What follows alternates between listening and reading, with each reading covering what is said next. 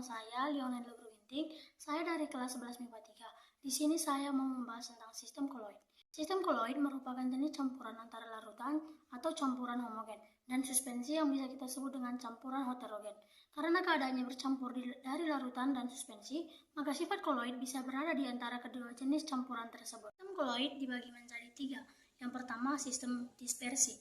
Dispersi adalah suatu sistem di mana partikel terdistribusi dari suatu bahan tersebar dalam sebuah fase berkelanjutan dari bahan lain. Dua fase tersebut mungkin berada dalam fase materi yang sama atau dalam fase materi yang berbeda. Sistem dispersi dibagi menjadi 3 bagian, yaitu yang pertama, suspensi. Suspensi merupakan campuran antara zat padat dengan zat cair atau gas. Dengan zat padat tersebut tidak larut. Yang kedua, larutan. Campuran homogen dari 2 atau lebih zat.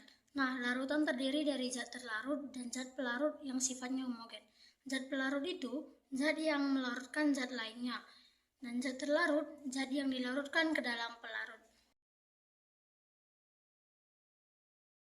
Yaitu ada koloid. Koloid merupakan jenis campuran heterogen yang berasal dari dispersi suatu zat ke dalam zat lain yang dicampurkan. Koloid mempunyai sifat yang khas yang berbeda dengan sifat sistem dispersi lainnya. Beberapa sifat koloid yang khas misalnya epitidal, Brown, absorpsi, koagulasi, kestabilan koloid, dan koloid liofil, dan koloid liofom. Epitidal adalah gejala penggemburan berkas sinar atau cahaya oleh partikel-partikel koloid. Hal ini disebabkan karena ukuran molekul koloid yang cukup besar. Brown adalah gerakan terus-menerus dari suatu partikel zat cair ataupun gas, artinya partikel-partikel ini tidak pernah dalam keadaan stasioner atau sepenuhnya diam. Absorpsi atau penyerapan adalah fenomena fisika atau kimia atau suatu proses di mana atom, molekul, atau ion memasuki fase ruang, bahan cair atau padat. Absorpsi berbeda dengan adsorpsi, karena molekul-molekul yang mengalami absorpsi memasuki volume tidak hanya di permukaan saja. Koagulasi yaitu proses pencampuran koagulan atau bahan kimia atau pengendap ke dalam air baku dengan kecepatan perputaran yang tinggi dalam waktu yang singkat. Dapat stabil bentuknya tetap dalam bentuk koloid jika diberi stabilisator atau koloid pelindung. Koloid pelindung ini adalah berupa koloid dengan bermuatan yang sejenis, sehingga antar partikel koloid akan terjadi tolak-menolak yang menyebabkan koloid menjadi stabil. Koloid liofop adalah sistem koloid yang fase terdispersinya tidak suka menarik medium pendispersinya.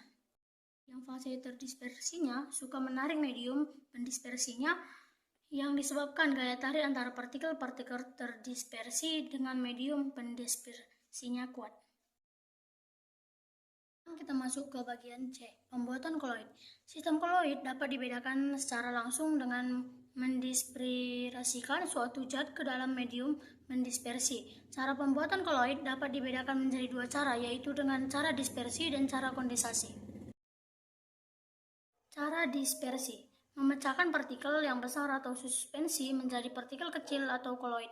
Untuk melakukan pemecahan ini bisa dilakukan dengan 4 cara, yaitu dispersi langsung atau mekanik, peptisasi, busur Bredig, dan mekanik.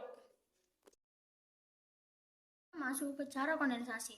Cara kondensasi dilakukan dengan cara mengubah suatu larutan menjadi koloid. Proses ini umumnya melibatkan reaksi-reaksi kimia yang menghasilkan zat yang menjadi partikel-partikel terdispersi. Ini hanya bisa dilakukan dengan satu cara, yaitu reaksi-reaksi berhidrolisis.